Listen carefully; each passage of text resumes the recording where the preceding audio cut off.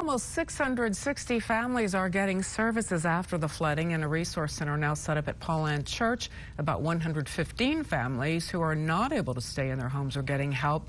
Sarah Boyette has more on how organizations and volunteers are assisting. San Angelo is strong. We are a great community. We are a giving community. We have so many givers, philanthropists, so many people willing to donate their time, their resources, their energy. After last week's flooding, the cleanup has started, with organizations across the community coming together to help those impacted. What we're doing in our mobile canteen, I don't know if you've seen it around, it has been stationed nearby the affected areas, and they're serving lunch and dinner.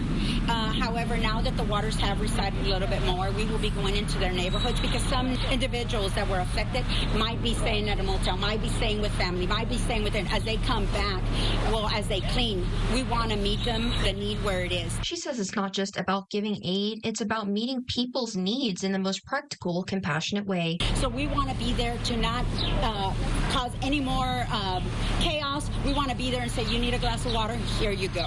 And we're giving it in Jesus Christ's name. At the Sam's parking lot, Junior League volunteers collected nearly a full truckload of supplies. People showing up in huge numbers.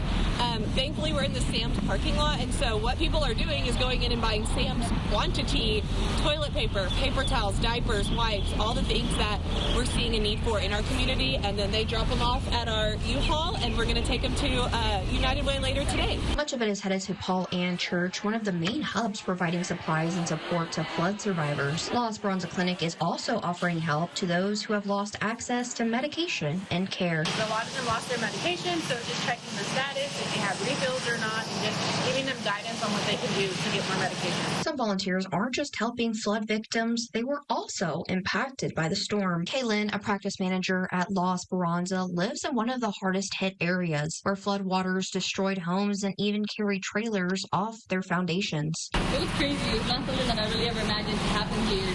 When you get those alerts on your phone, you just kind of brush it off, but this time it was real. In the aftermath of the disaster, San Angelo's strength is in its people, coming together to care for one another and rebuild. Reporting in San Angelo, I'm Sarah Boyette.